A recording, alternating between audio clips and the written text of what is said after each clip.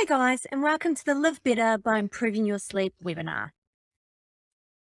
I'm Carla, and a little bit about me. So I left corporate life about 3 years ago to follow my passion of helping people. I actually started with a wellness business and commenced sleep coaching shortly afterwards. I actually love sleep coaching so much that I've recently closed my face-to-face business so that I can put all of my time and energy into sleep coaching. And I've always been a bit of a sleep nerd, so I'm pretty excited that I can now use my personal passion to make a difference in people's lives. So, why am I telling you my values? Well, I want you to understand a little bit more about me because it's really my values that drive me to do what I do. So, I am passionate about health and wellness, not just my own, but also about others. I love freedom and adventure. I'm super active and I love being outdoors. This is actually also part of the reason I left the corporate world to work for myself. And finally, I value achievement and worthiness. So it is helping other people lead healthier and happier lives that gives me a feeling of accomplishment. I love helping people and it gives my life purpose. So, what I hope you will take away from today is some of the things you might be doing to sabotage your health and wellness, the importance of good sleep for health and wellness, the effect sleep has on your hormones, weight, and food choices, and finally, tools that you can start implementing today to improve your sleep and ultimately your health.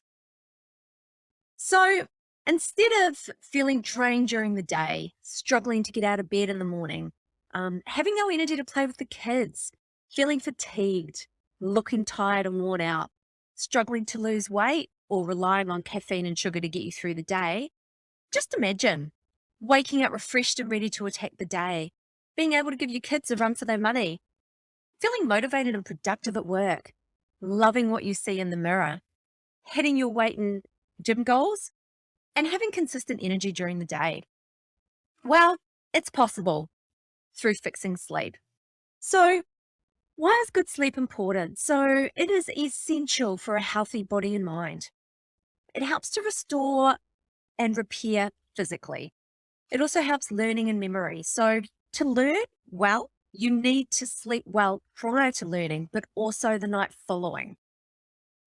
It helps increase motivation and concentration. So, how keen are you to get up early to go to the gym, tend to the kids, or go to work after a bad night's sleep? But sleep improves mood and mental health. So, I'm sure you've all experienced the emotional roller coaster and arguments that can sometimes occur after a bad night's sleep. And it helps with better decision making and impulse control. And we will talk about this a little bit later. It also helps to improve strength and fitness. And finally, it actually helps make you more attractive. So these are just a few of the benefits you'll get from sleep. Okay, so some common misconceptions around sleep. So the first one is that 8 hours is required. So that's not necessarily true. So ideally, adults want to get between 7 and 9 hours. And this depends greatly on the person as well as their activity level. But it's actually not just quantity which is important. We also need to get quality sleep. By quality, I mean REM sleep and deep sleep. So REM is mainly where we dream. It is largely where mental restoration occurs. Deep sleep, as the name suggests, is where physical restoration generally occurs. So another misconception is that falling asleep instantly or anywhere means you're a good sleeper. Unfortunately, not true. So if you fall into this bucket of being able to fall asleep as soon as your head hits the pillow, you fall asleep in airplanes, airports, cars, on the couch, it actually is more likely that you are sleep deprived and probably need to make some changes. Um, a lot of people think it's okay. They can catch up on sleep they missed during the week on the weekend. So, whilst sure, you can absolutely sleep longer on the weekend, unfortunately, the damage incurred by losing sleep during the week has already happened and you can't actually catch that up. So to get the best health possible, we want to get as much quality sleep as we can every night. So here consistency is really important. Alcohol helps sleep. So again, not true. So we'll touch a bit more on this a little bit later. And finally, snoring is normal or harmless. So, again, not true. So, snoring can actually be an indicator for a serious condition called sleep apnea. So, this is essentially where someone stops breathing multiple times per night.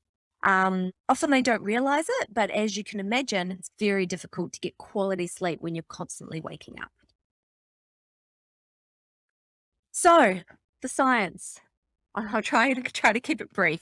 So, we have three things which need to be aligned for great sleep.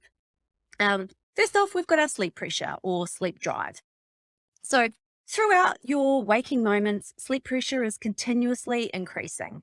Then, once you fall asleep, whether that be at night or during a nap during the day, this pressure is actually released. So, there are some external factors which affect sleep pressure. Exercise increases it, which is fantastic. And no surprise that coffee has a negative impact on it. So this is why you'll typically hear that coffee shouldn't be consumed too late in the day. Um, the second thing we need is a balanced stress system. So here we're talking about the ability to turn off and relax, which is vital to falling asleep quickly and also deeply. And then finally, we have circadian timing, which refers to our internal 24-hour clock. So I'll explain a bit more about this in the next slide. And actually, a lot of our focus today will be on circadian timing and how we can maximize that. So, circadian rhythm. So, this refers to our 24-hour clock. It's actually just a touch over 24 hours, something like 24 hours, 15 minutes on average. And every person is slightly different.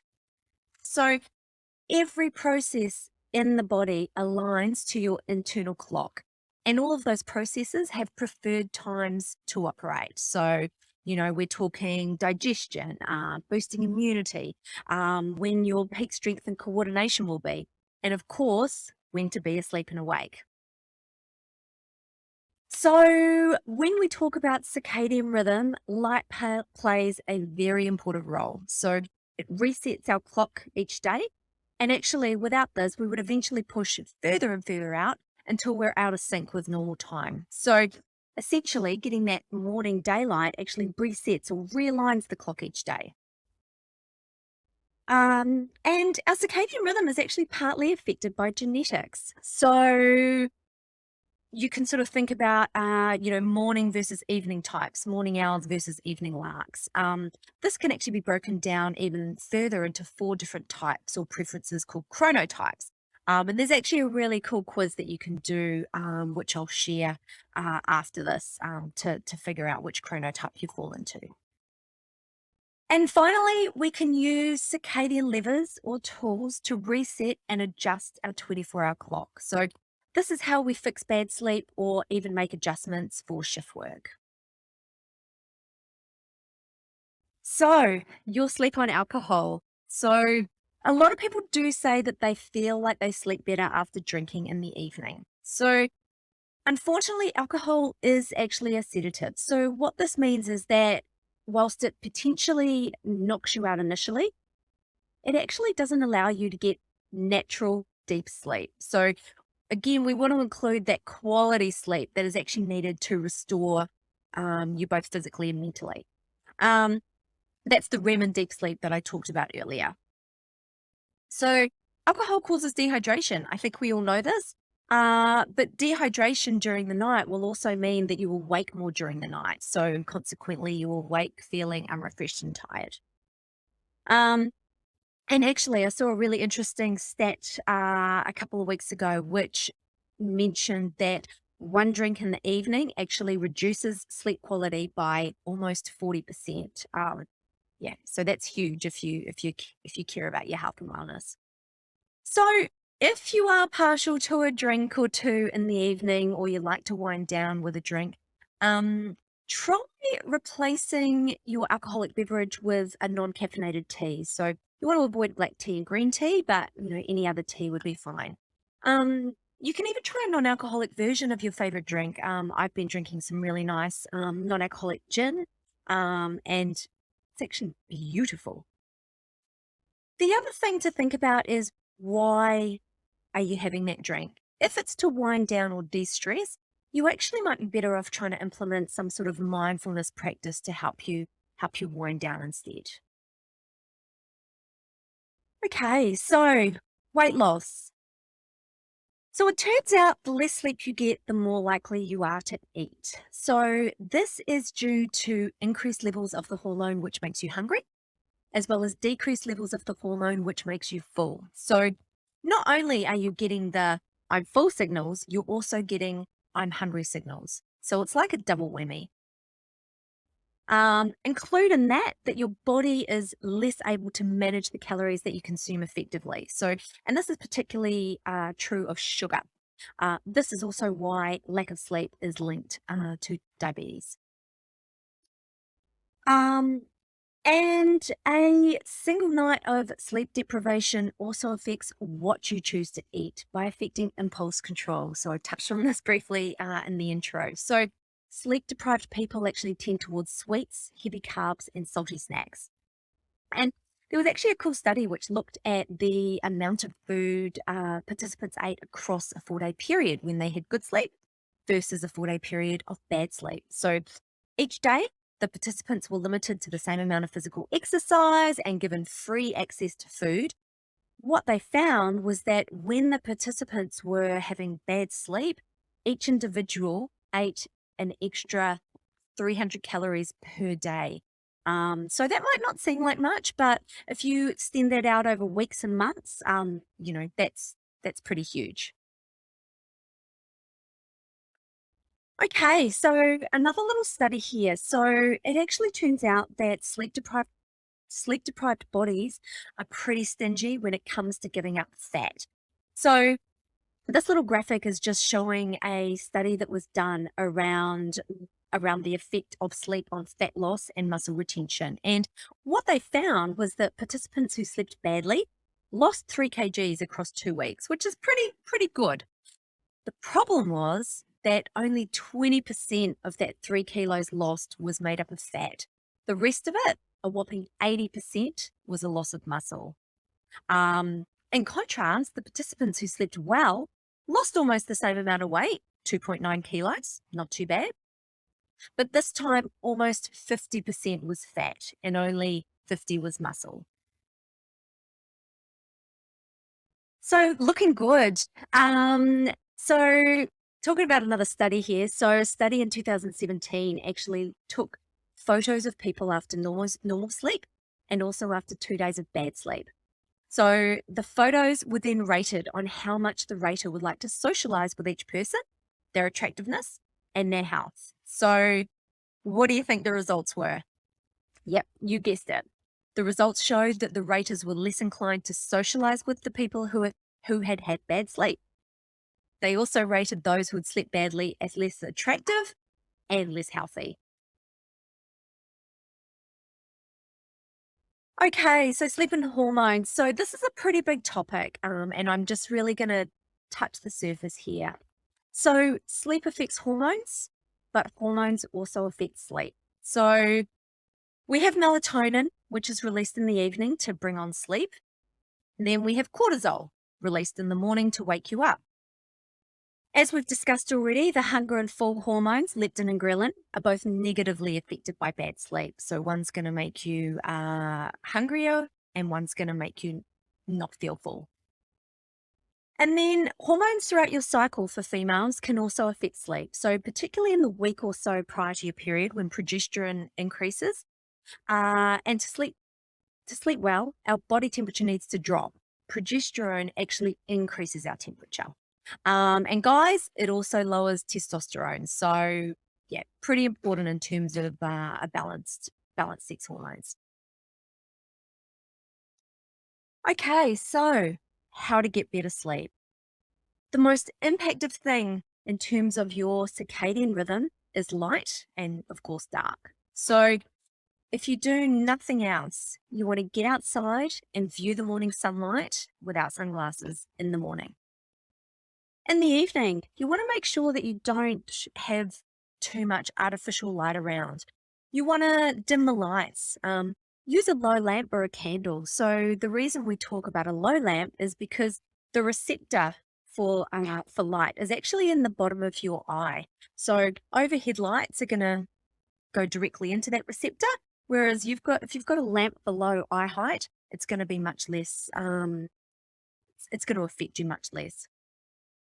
Try and avoid screens close to bedtime. If you do need to use them, try and use some sort of nighttime filter. There's a whole lot of apps on the market, and some have them built in. And you really want to have a dark room for sleeping or use an eye mask. So light will still impact you through closed eyelids. So yeah, just bear that in mind.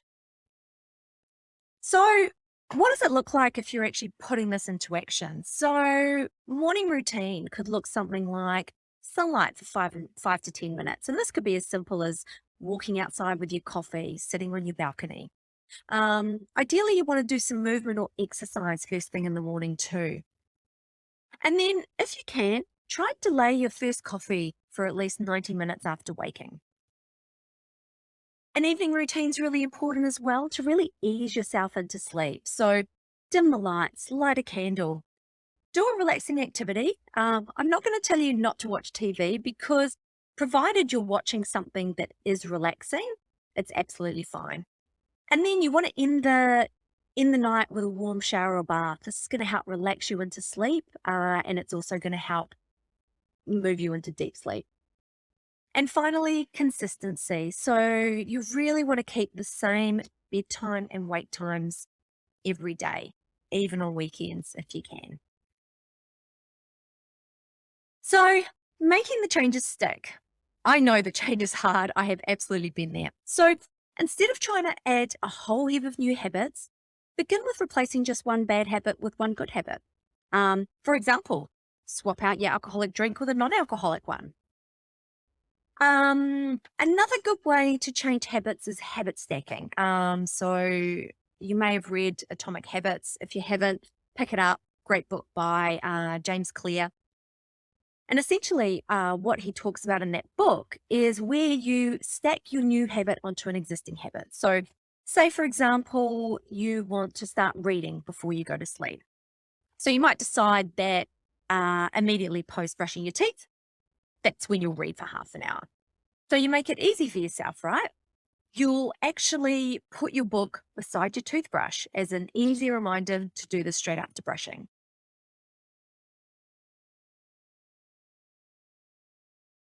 Okay, guys, so what I've talked about today has only scratched the surface of all things sleep. And do you know what? I know how it feels to have crappy sleep affecting you daily, but the cool thing to know is that it doesn't have to be like this forever. So a couple of testimonials. So this is Tessa. Within just a few days, I saw a difference. I was sleeping longer and deeper and waking more refreshed. Katie said, Carla is a wealth of knowledge on the subject and really takes the time to listen and help with your unique sleep concerns. And Dana, I'm not exaggerating when I say Carla's sleep coaching is life changing. So I've helped all of these clients and I can help you. So who is this for? So this is for the person who wants to reignite their sex life, the person who wants to have enough energy to play with their kids, the person who is sick of having arguments with their partner. It's for the person who's struggling to maintain concentration at work, the person who uses alcohol to wind down at night, the person who relies on coffee and sugary food to get through the day, and it's for the person who feels like they are stuck in a cycle of exhaustion and fatigue. So who is this not for? So this is not for people who want something for nothing. It's not for people who don't want to put in the work, for people who are not willing to invest in themselves. It's not for the excuse makers and the procrastinators, and it's not for people who are not serious about fixing their health. So there are a couple of ways that you can work with me. So I do one-to-one sleep coaching, which is the VIP type package. I am also about to launch a group program. So are you interested, but you feel like now is not the right time? So imagine yourself 6 months from now if you don't take action today. How does your life look? How are you feeling? Are things better than they are today? Sit with that for a minute and see how it feels. Or maybe you're keen but telling yourself it's probably too expensive. Well, how much value do you actually put on your health and wellness? All the things that will improve if you start sleeping well. You'll start performing better at work. You'll get that raise or promotion you've been hoping for. You'll be more motivated in the gym and you'll smash your training goals. You'll argue less with your partner and reignite your sex life. And you'll have energy to play with the kids instead of just having to sit and watch them because you're so tired. And you'll be able to break the cycle of caffeine, sugar, and alcohol. Maybe you're telling yourself that you don't need help, you can do it by yourself. Well, if that's the case, why haven't you fixed it yet? Why is it still a problem? Is it because you lack the knowledge? You lack the motivation? Maybe you need some accountability. You need to know what will work best for you personally and how to make changes that fit with your unique lifestyle and situation. And that's where I can help. So if you're interested in working with me, apply now.